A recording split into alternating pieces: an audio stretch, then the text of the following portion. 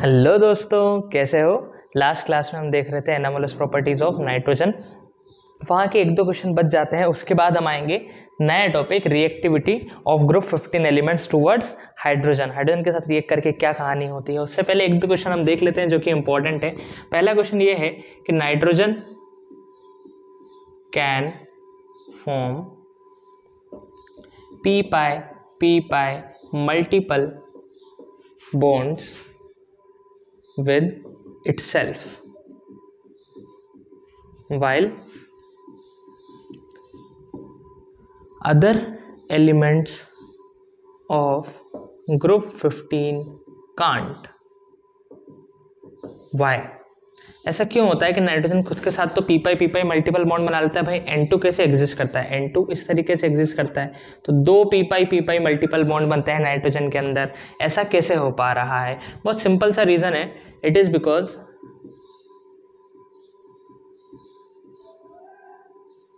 Nitrogen में तो हो रहा है, लेकिन बड़े वाले जो नीचे वाले फॉस्फोरस और आर्सेनिक, एंटीमनी, बिस्मथ, इन सब में पी पाई मल्टीपल बॉन्डिंग नहीं हो पा रही है। इसका रीज़न ये है कि जो नीचे वाले होते हैं इनका पी ऑर्बिटल बड़ा हो जाता है, डिफ्यूज हो जाता है। तो जब ये ओवरलैपिंग करते हैं तो इतनी अच्छे से, इतनी इफेक्टिव ओवरलैपिंग नहीं हो पाती है जितनी नाइट्रोजन में हो रही थी, क्योंकि उसके ऑर्बिटल स्मॉल थे, बहुत अच्छे से बहुत इफेक्टिव ओवरलैपिंग हो जा रही थी। तो सिंपल से रीज़न है, it is because heavier group 15 elements have larger and diffused p orbital, hence no effective overlapping। इस वजह से ढंग की ओवरलैपिंग नहीं हो पाएगी। ढंग की ओवरलैपिंग नहीं हो पाएगी तो बॉन्ड इतना स्ट्रॉन्ग नहीं होगा, बहुत आसानी से टूट जाएगा। इसीलिए पी पाई बॉन्डिंग नीचे वाले नहीं करते हैं। सिमिलर क्वेश्चन ये बनता है कि why N bond N single bond N is weaker than P single bond P. इसी को ऐसे भी पूछा जाता है कि why nitrogen does not show catenation property. Nitrogen catenation property क्यों नहीं शो करता है? देखो, केटिनेशन प्रॉपर्टी का मतलब क्या होता है कि एक दूसरे से सिंगल बॉन्ड बना के लंबी चेन बनाना। जैसे कार्बन खुद के साथ सिंगल बॉन्ड बना के लंबी चेन बनाता जाता है, बड़े बड़े कंपाउंड बनाता जाता है, लेकिन नाइट्रोजन ऐसा नहीं कर पाता है। फॉस्फोरस कर लेता है, लेकिन नाइट्रोजन ऐसा नहीं कर पाता है। और वह नाइट्रोजन लिखता है, उसका रीज़न ये है कि एन सिंगल बॉन्ड एन जो है ना बहुत वीक होता है। बहुत वीक क्यों होता है? देखो, एन सिंगल बॉन्ड एन बना तो इसके अलावा जो बाकी अपने लोन पेयर के इलेक्ट्रॉन्स थे, सिंस नाइट्रोजन की साइज कम है तो ये लोन पेयर पास पास आ गए, तो इनके बीच में रिपल्शन बढ़ जाएगा। रिपल्शन बढ़ जाएगा तो बॉन्ड अपना वीक हो जाएगा। It is because of small size of nitrogen there will be high repulsion between its lone pair, इसलिए वो बॉन्ड वीक हो जाता है। बॉन्ड वीक हो जाएगा तो क्या केटिनेशन प्रॉपर्टी शो कर पाएगा? सिंगल बॉन्ड सबके साथ बना पाएगा? नहीं बना पाएगा। इसलिए नाइट्रोजन किस फॉर्म में एग्जिस्ट करता है? N2 की फॉर्म में एग्जिस्ट करता है। नोट कर लो ये दोनों क्वेश्चन। फिर हम आ जाते हैं रिएक्टिविटी टुवर्ड्स हाइड्रोजन पे। रिएक्टिविटी टुवर्ड्स हाइड्रोजन पे आ जाएंगे, नोट कर लो। हो गया, चलो। रिएक्टिविटी टुवर्ड्स हाइड्रोजन, ग्रुप 15 के जो एलिमेंट्स होते हैं वो हाइड्रोजन के साथ रिएक्ट करते हैं और क्या बनाते हैं? हाइड्रोजन के साथ रिएक्ट करते हैं और बना लेते हैं कंपाउंड EH3 की टाइप का। EH3 मतलब जैसे नाइट्रोजन रिएक्ट करेगा तो NH3 बनाएगा, फॉस्फोरस रिएक्ट करेगा तो PH3 बनाएगा, आर्सेनिक रिएक्ट करेगा तो ASH3 बनाएगा। तो इस बात को लिखेंगे हम, all the group 15 elements react with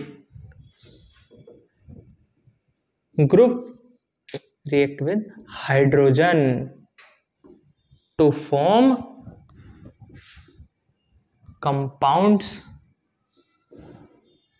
of type EH3। इस तरीके का कंपाउंड बनाएंगे जहाँ पे E क्या हो सकता है? N हो सकता है, तो NH3, S हो सकता है, पहले तो फॉस्फोरस आएगा ना, P हो सकता है तो PH3, ऐसे ही ASH3, SbH3 और BiH3, E की वैल्यू ये पॉसिबल हो सकती है। तो NH3, PH3, ASH3 इस तरह के कंपाउंड बनते हैं। अब इन कंपाउंड्स की प्रॉपर्टी देखते हैं। सबसे पहले स्ट्रक्चर। अगर हम स्ट्रक्चर की बात करें तो स्ट्रक्चर कैसे बनाते हैं, देखो आज सीख लो, हमेशा काम आएगा, बहुत बार पूछा जाएगा। पी ब्लॉक के अंदर नाइट्रोजन के अंदर कितने वैलेंस इलेक्ट्रॉन, 5, ठीक है, 5 वैलेंस इलेक्ट्रॉन। सभी ग्रुप 15 वाले में कितने वैलेंस इलेक्ट्रॉन, 5। 3 ने बॉन्ड बना लिया, H, तो Z की वैल्यू निकालनी होती है, नंबर ऑफ बॉन्ड पेयर कितना हो गए 3, plus number of lone pair कितना हो गया 1, Z की वैल्यू आ गई 4, यानी कि कौन सा हाइब्रिडाइजेशन हो जाएगा, sp3, हाइब्रिडाइजेशन हो गया sp3। तो ज्योमेट्री कैसी होगी, ज्योमेट्री होगी टेट्राहेड्रल, ज्योमेट्री कैसी होगी टेट्राहेड्रल। sp3 हाइब्रिडाइजेशन मतलब टेट्राहेड्रल ज्योमेट्री। जिन बच्चों को नहीं आता है कृपया करके VACPR एक बार जरूर पढ़ें, VACPR एक बार जरूर पढ़ें, वहाँ से तुम्हें समझ में आ जाएगा, ठीक है ना। बहुत इंपॉर्टेंट है क्योंकि यहाँ बहुत सारे कंपाउंड्स के स्ट्रक्चर हम सीखेंगे, तो अगर वो नहीं आती तो तुम्हें रटना पड़ेगा, रटोगे तो कितनों के रटोगे, कंफ्यूज हो जाओगे। इसलिए VACPR सीखो और बहुत सारे क्वेश्चन तुमसे यूँ ही बन जाएंगे। तो ये हो गया ज्योमेट्री। ज्योमेट्री क्या होगी टेट्राहेड्रल। टेट्राहेड्रल कैसे होगी, देखो और लोन पेयर को कहाँ चढ़ा देते हैं, ऊपर ही ऊपर। तो फिर शेप क्या हो गया, शेप देखो ये नीचे ट्राइंगल बन रहा है और ये ऊपर पिरामिड आ रहा है। लोन पेयर को शेप में देखते ही नहीं है तो क्या बन रहा है, ट्राइगोनल पिरामिडल। तो शेप क्या हो जाएगा, ट्राइगोनल पिरामिडल। जब भी कंपाउंड के अंदर या मॉलिक्यूल के अंदर एक भी लोन पेयर आ जाता है तो ज्योमेट्री और शेप बदल जाते हैं। शेप में हम लोन पेयर नहीं देखते हैं, ज्योमेट्री में लोन पेयर भी देखते हैं। क्लियर है बात, नोट करो। ये हो गया इसका स्ट्रक्चर, ये हो गया स्ट्रक्चर। अब इसमें एक क्वेश्चन वो ये बोल देते हैं कि CH4 कैसा बनता है, ऐसा बनता है, ठीक है। इसमें ये वाला बॉन्ड एंगल और ये वाला बॉन्ड एंगल, इन दोनों में से ज़्यादा छोटा ये वाला होता है। ऐसा क्यों, बहुत सिंपल सा रीज़न है, लोन पेयर बॉन्ड पेयर का रिपल्शन ज़्यादा होता है। यहाँ पे देखो बॉन्ड पेयर रिपल कर रहे हैं, ठीक है। यहाँ पे लोन पेयर बॉन्ड पेयर, तो ये जो बॉन्ड है लोन पेयर से बहुत दूर रहना चाहता है, तो ये इधर खिसकेगा तो ये एंगल छोटा हो जाता है। इसलिए ये वाला एंगल NH3 में छोटा होता है as compare to CH3। Clear है क्या बात। तो ऐसे छोटे छोटे से क्वेश्चंस पूछ लिए जाते हैं केमिकल बॉन्डिंग चैप्टर से रिलेटेड, जो कि हमें दिमाग में रखने हैं। हो गया, आगे बढ़ा जाए, आगे बढ़ते हैं और आते हैं थर्मल स्टेबिलिटी। इसको हम बोलते हैं हाइड्राइड्स। क्या बोलते हैं, हाइड्राइड्स। जब भी कोई भी कंपाउंड हाइड्रोजन के साथ रिएक्ट करके, कोई भी एटम हाइड्रोजन के साथ रिएक्ट करके कंपाउंड बनाता है तो वो कहलाता है हाइड्राइड्स। तो सबसे पहले हम बात करेंगे thermal stability of hydrides, thermal stability of hydrides. अब थर्मल स्टेबिलिटी से क्या मतलब है, थर्मल स्टेबिलिटी से मतलब है कि टेम्परेचर बढ़ाने पे हाइड्राइड्स स्टेबल रहेंगे या टूट जाएंगे, कि बॉन्ड टूट जाएगा उनका। तो देखो डाउन द ग्रुप जाने पे, थर्मल मतलब टेम्परेचर, तो डाउन द ग्रुप जाने पे हाइड्राइड्स की स्टेबिलिटी, हाइड्राइड्स स्टेबिलिटी या स्टेबिलिटी ऑफ हाइड्राइड्स कम होती है। कम क्यों हो रही है, क्यों, बिकॉज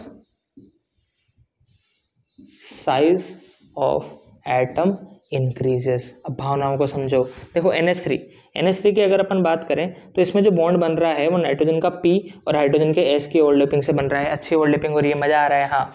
लेकिन जब डाउन द ग्रुप जा रहे हैं तो एटम की साइज बढ़ती जा रही है, तो ओवरलैपिंग इतनी इफेक्टिव नहीं हो पाएगी। 1s तो छोटा सा रहेगा और P इतना बड़ा हो गया, क्योंकि नीचे जाते जा रहे हैं, ऑर्बिटल की साइज बढ़ती जा रही है, ओवरलैपिंग इतनी अच्छी नहीं होगी, तो बॉन्ड वीक होगा because of increase in size of atom increases, hence bond dissociation enthalpy। तो बॉन्ड डिसोसिएशन एंथैल्पी जो है वो कम हो जाएगी, इफेक्टिव ओवरलैपिंग नहीं हो पाएगी और बॉन्ड डिसोसिएशन एंथैल्पी कम हो जाएगी। बॉन्ड डिसोसिएशन एंथैल्पी कम हो गई तो भाई थोड़ा सा टेम्परेचर बढ़ाएंगे, बॉन्ड टूट गया तो फिर अनस्टेबल हो गया, इसलिए डाउन द ग्रुप जाने पे थर्मल स्टेबिलिटी कम होती है। समझ में आई क्या बात, एक एक बात समझ में आएगी, दिमाग में रखोगी तो याद रहेगी, नोट कर लो। नोट करोगे? हो गया। चलो अगली प्रॉपर्टी पे आ जाते हैं हम हाइड्राइड्स की, और वो है उनका मेल्टिंग और बॉइलिंग पॉइंट। सेकंड, इसे मैं तुम्हें क्वेश्चन की फॉर्म में बताऊंगा।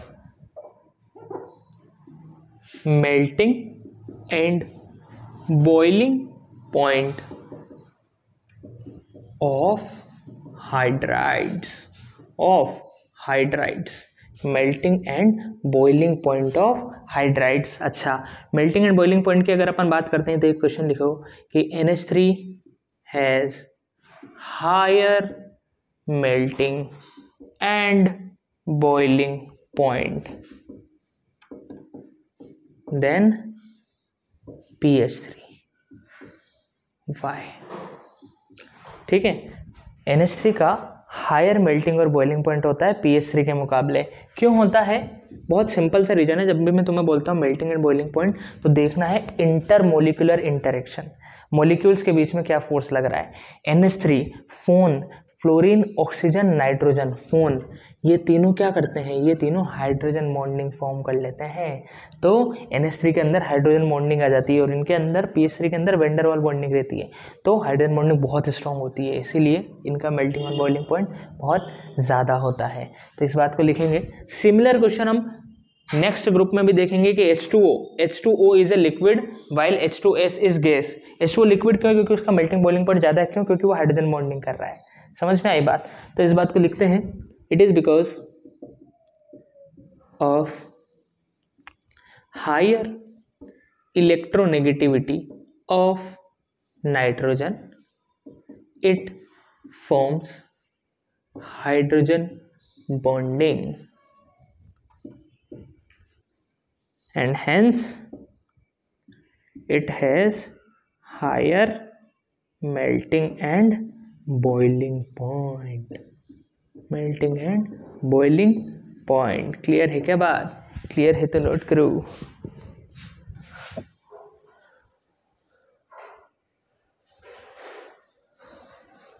तो जनरली डाउन द ग्रुप जाने पे मेल्टिंग पॉइंट बढ़ता है, क्योंकि मास बढ़ता है। मास बढ़ेगा तो साइज बढ़ेगी ना, मास बढ़ रहा है तो फिर वैन डर वाल फोर्सेस बढ़ते हैं। तो आइडियली देखा जाए तो ऑर्डर क्या होना चाहिए था? NH3 से ज़्यादा PH3 से ज़्यादा ASH3 और SbH3 और BiH3। अगर सभी में वैन डर वाल बॉन्डिंग होती तो ऐसा ऑर्डर होता, लेकिन ये ऑर्डर गलत निकला। NH3 का बॉइलिंग पॉइंट बहुत ज़्यादा बढ़ जाता है, तो सबसे कम रह जाता है PH3 का, उससे ज़्यादा हो जाता है ASH3 का, उससे भी ज़्यादा हो जाता है NH3 यहाँ की जगह यहाँ आके मिलता है हमें, और फिर आ जाता है SbH3 और फिर आता है BiH3। ये है correct order of boiling point. तो जो NH3 है अपना वो यहाँ जाके मिलता है। क्यों? क्योंकि हाइड्रोजन बॉन्डिंग हो जाती है। क्या हो जाती है? Hydrogen bonding. क्लियर है क्या बात? नोट करो फिर। अब बिल्कुल एक क्वेश्चन ऐसा बनता है भाई सिमिलर कि NH3 is soluble in water while PH3 isn't. NH3 is soluble in water, चाहो तो लिख लो NH3 is soluble in water while PH3 doesn't. Why? Solubility में भी यही देखना है कि अगर वाटर में जो इंटरमोलिकुलर इंटरेक्शन है वही NH3 में भी है तो फिर दोनों डिसॉल्व हो जाएंगे। तो NH3 के अंदर हाइड्रोजन बॉन्डिंग, वाटर में भी हाइड्रोजन बॉन्डिंग, तो वो तो डिसॉल्व हो जाते हैं। लेकिन PH3 के अंदर होता है वैन डर वाल, तो वो डिसॉल्व नहीं होते हैं। जब इंटरमोलिकुलर इंटरेक्शन दोनों में सेम रहेगा तो डिसॉल्व हो जाएंगे, नहीं तो नहीं होंगे। तो यही रीजन आएगा कि because NH3 is able to form hydrogen bonding in water, hence it is soluble in water. Clear है बात? इसको मैं लिखवा नहीं रहा हूं, तुम चाहो तो लिख सकते हो।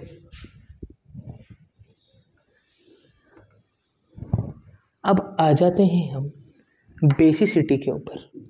तो हमने एक कंसेप्ट पढ़ा था लुईस एसिड और लुईस बेस का। तो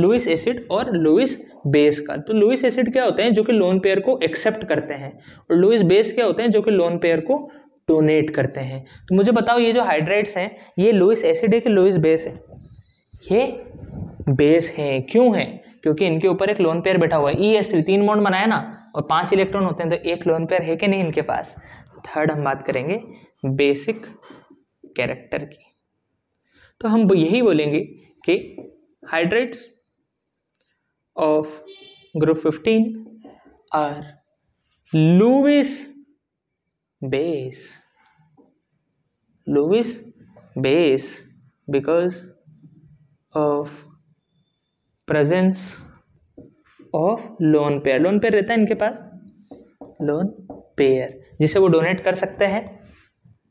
अब ऑर्डर की बात करें, order of basicity, down the group जाने पे बेसिसिटी कम होती जाती है, यानी कि NH3 जो है वो सबसे अच्छा बेस है, फिर कम होती जाएगी बेसिसिटी। ऐसा क्यों, अभी समझते हैं। न्यूजीलैंड, पाकिस्तान, ऑस्ट्रेलिया सब बेईमान। डाउन द ग्रुप जाने पे बेसिसिटी कम होती जाती है। Reason, smaller the size, smaller the orbital and hence electron density is high. भाई छोटी साइज होगी तो छोटा ऑर्बिटल होगा, दोनों इलेक्ट्रॉन एक छोटे से ऑर्बिटल में रहेंगे, इलेक्ट्रॉन डेंसिटी ज्यादा होगी, एक साथ दोनों को डोनेट कर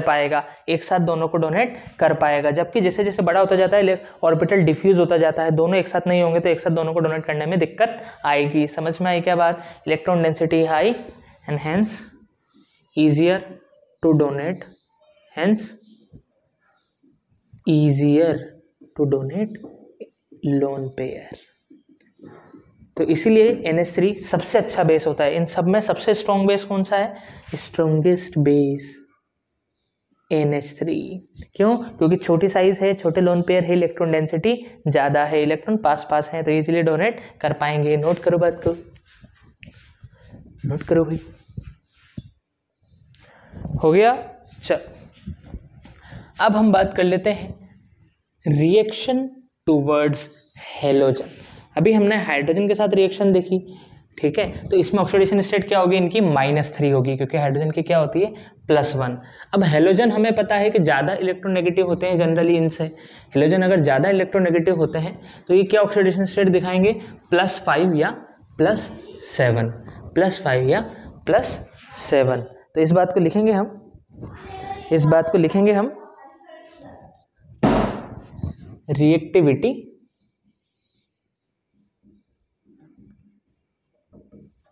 towards halogen.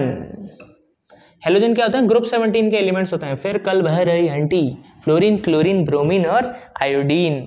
Reactivity towards halogen. तो कैसे कैसे कंपाउंड बनते हैं? Group 15 elements react with halogen to form compounds of type, दो तरह के कंपाउंड बनते हैं, EX3 एंड EX5, ठीक है, EX3 और EX5। इसमें क्या ऑक्सीडेशन स्टेट रहेगी? +3, इसमें क्या रहेगी? +5। लेकिन यहाँ पे E क्या है? यहाँ पे E है वही न्यूजीलैंड, पाकिस्तान, ऑस्ट्रेलिया सब बेईमान। लेकिन यहाँ पे E सब है, नाइट्रोजन नहीं हो सकता। नाइट्रोजन 5 बॉन्ड नहीं बनाता है। हमने देख लिया था कि भाई 5 बॉन्ड बनाएगा तो उसकी कोवेलेंसी तो मैक्सिमम 4 ही हो सकती है। इलेक्ट्रॉन रखेगा कहाँ? उसके पास वैकेंट डी ऑर्बिटल ही नहीं है। उसके पास कितने इलेक्ट्रॉन रखने की जगह है? 3 इलेक्ट्रॉन रखने की जगह, 3 से ज़्यादा इलेक्ट्रॉन रखने की तो जगह ही नहीं है, तो 3 बॉन्ड बना पाएगा मैक्सिमम, ज़्यादा से ज़्यादा। समझ में आई क्या बात? ठीक है, 3 बॉन्ड नहीं बना पाएगा और कोवेलेंसी कितनी रह पाएगी? 4। तो नोट करो ये बात। हो गया। अब इनके स्ट्रक्चर की बात कर लेते हैं। तो ये हो गया स्ट्रक्चर ऑफ PCl3 या NCl3। अब देखो ध्यान रखना कि NCl3, PCl3 इनका स्ट्रक्चर कैसे बनाना है ना, मतलब EX3 का स्ट्रक्चर बनाने जा रहे हैं। तो फॉस्फोरस ग्रुप 15 है, तो फिर कितने इलेक्ट्रॉन होंगे फाइनल शेल में? 5 होंगे। 3 ने बॉन्ड बना लिया, तो Z की वैल्यू कितनी हो जाएगी? 3 bond pair plus 1 lone pair यानी कि 4। तो हाइब्रिडाइजेशन क्या हो गया? हाइब्रिडाइजेशन हो गया sp3। तो ज्योमेट्री क्या हो गई? ज्योमेट्री हो गई टेट्राहेड्रल। अभी हाल देखा था, सेम टू सेम कहानी। तो PCl Cl और ऊपर आ गया लोन पेयर, तो शेप क्या हो जाएगा? Trigonal pyramidal, trigonal pyramidal. Note कर लो, नोट कर लो। हो गया, बढ़े आगे।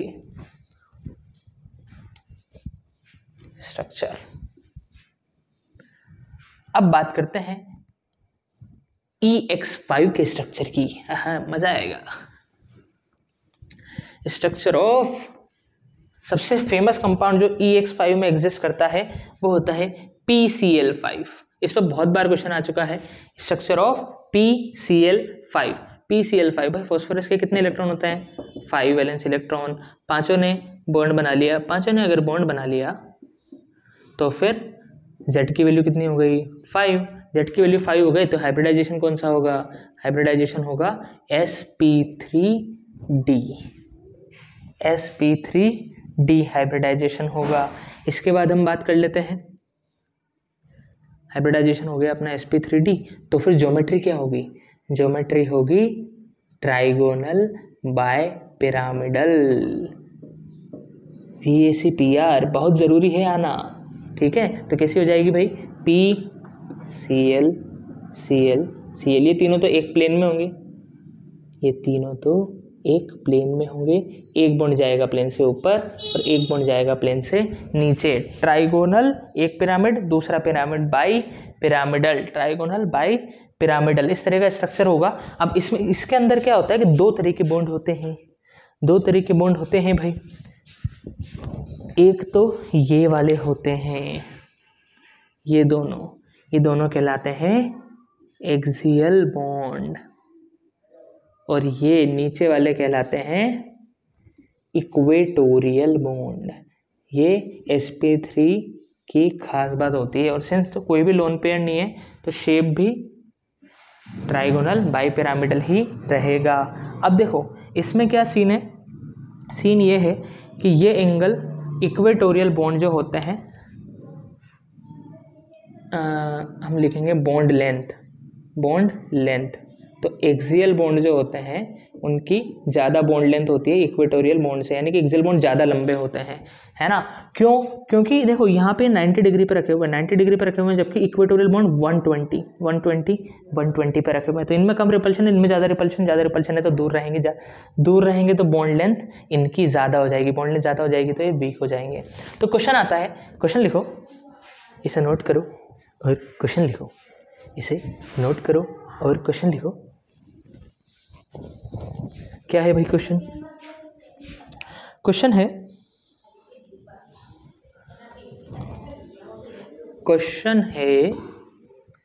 all the bonds in PCl5, all the bonds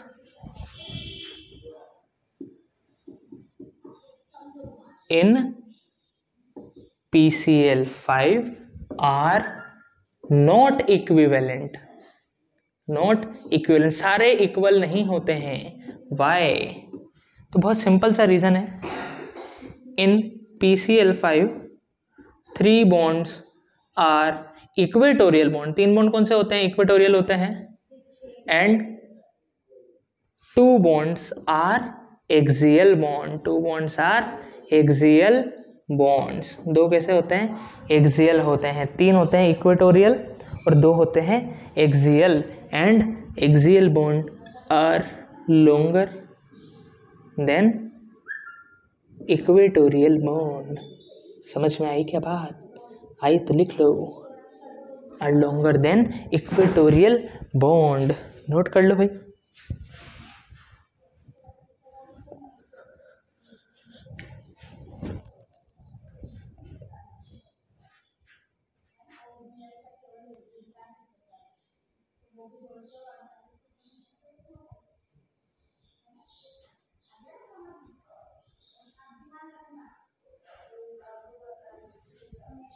चलो अगले क्वेश्चन पे आते हैं। अगला क्वेश्चन क्या बोलता है? अगला क्वेश्चन हमसे बोलता है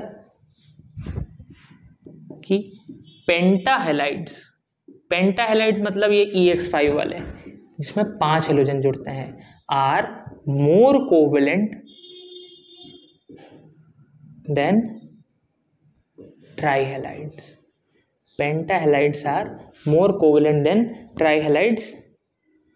वाई? पेंटाहैलाइड ज़्यादा कोवेलेंट हो जाते हैं ट्राइहैलाइड से, ऐसा क्यों? तो समझो कहानी को. ऐसा होता है, ट्राइहैलाइड्स क्या होते हैं? EX3, है ना. हुआ क्या कि पेंटाहैलाइड्स में इनकी ऑक्सीडेशन स्टेट क्या है? +5. उसकी क्या है? +3.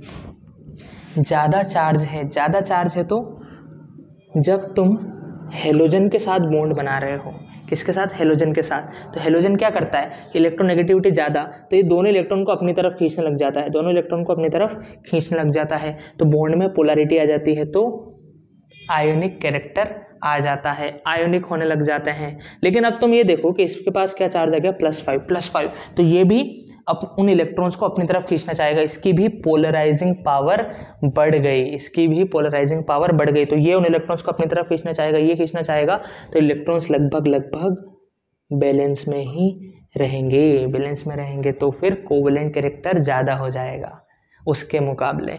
+3 में इतनी ज़्यादा पोलराइजिंग पावर नहीं है, तो इलेक्ट्रॉन्स किस तरफ शिफ्ट होंगे? हेलोजन की तरफ शिफ्टेड होंगे, तो थोड़ा आयोनिक कैरेक्टर आएगा. समझ में आई क्या बात समझ में आई कि बॉन्ड बन रहा है, ये जनरली इस तरफ शिफ्टेड होते हैं, लेकिन इसके पास +5 है तो इसकी पोलराइजिंग पावर, इलेक्ट्रॉन्स को खींचने की पावर ज़्यादा है, तो ये उन्हें उस तरफ जाने नहीं देगा. दोनों का फोर्स लगभग बराबर हो जाएगा, तो ये कोवेलेंट हो जाएंगे.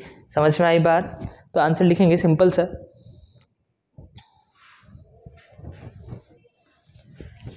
एक बात समझ में आई कि ध्यान से समझोगे. कुछ भी डाउट आएगा कमेंट में लिखना. इन पेंटाहैलाइड्स oxidation state of group 15 element is +5, while in trihalides it is +3.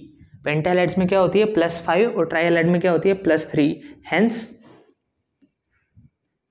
+5 oxidation state has more polarizing power. ज़्यादा पोलराइजिंग पावर होती है. Hence it is covalent than trihalide. ज़्यादा पोलराइजिंग पावर हो जाएगी, इलेक्ट्रॉन का क्लाउड शिफ्ट नहीं होगा, तो फिर पोलराइजिंग नेचर आएगा ही नहीं. समझ में आई बात? आयोनिक कैरेक्टर आएगा ही नहीं, इसलिए वो कोवेलेंट हो जाएंगे. नोट करो भाई.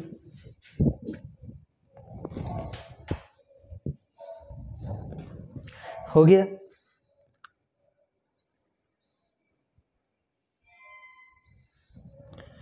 आगे बढ़े, चलो बढ़ते हैं.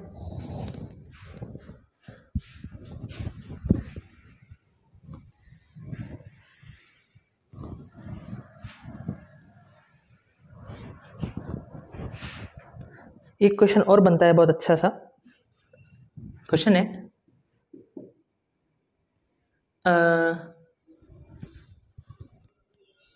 Bromides are more covalent than chlorides. Why? Bromides are more covalent than chlorides. ऐसा क्यों होता है? मतलब E, या फिर मैं बोलूं कि NBr3 और NCl3 में ज़्यादा कोवेलेंट कौन होगा? ये होगा. ऐसा क्यों? अब मेरी बात सुनो. आयनिक कंपाउंड में कोवेलेंट नेचर की बात किसने की थी? फाजान्स रूल ने बात की थी. तो जब भी कोवेलेंट कैरेक्टर पूछा जाता है, फाजान्स रूल याद रखो. फाजान्स रूल क्या बोलता है? 2 बातें याद रखो अभी के लिए, कि केटायन जितना छोटा हो कोवेलेंट कैरेक्टर उतना ज़्यादा. एनायन जितना बड़ा हो कोवेलेंट कैरेक्टर उतना ज़्यादा. समझ में आई बात? केटायन जितना छोटा कोवेलेंट कैरेक्टर उतना ज़्यादा, एनायन जितना बड़ा कोवेलेंट कैरेक्टर उतना ज़्यादा. केटायन पे जितना पॉजिटिव चार्ज कोवेलेंट कैरेक्टर उतना ज़्यादा. समझ में आई बात? ठीक है. तो देखो केटायन तो सेम है, इधर ब्रोमीन है इधर क्लोरीन है, तो ब्रोमीन की साइज ज़्यादा है, तो size of bromine ion is greater than size of chlorine ion. Hence by Fajans rule we can say bromides are more covalent. जितनी ज़्यादा एनायन की साइज होती है उतने ज़्यादा वो कोवेलेंट नेचर के होते हैं। क्लियर है क्या बात? जितनी ज़्यादा एनायन की साइज उतने ज़्यादा वो कोवेलेंट कैरेक्टर के होते हैं। अब देखो एक और इसी कंसेप्ट पे बेस्ड, फाजान्स रूल पे बेस्ड एक क्वेश्चन बनता है, वो भी देखो। BiF3 इज predominantly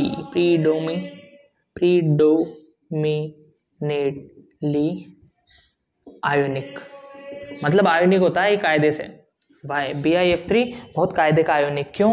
क्योंकि देखो केटायन जो है वो बड़ा है, सबसे बड़ा है, और एनायन जो है वो छोटा है। फाजान्स रूल क्या बोलता है? केटायन छोटा होना चाहिए, एनायन बड़ा होना चाहिए जब कोवेलेंट कैरेक्टर आएगा। इसका मतलब minimum covalent character, hence it is ionic. क्योंकि केटायन होना चाहिए तो छोटा सबसे बड़ा है केटायन, एनायन होना चाहिए तो बड़ा सबसे छोटा है एनायन, इसीलिए ये क्या हो जाता है?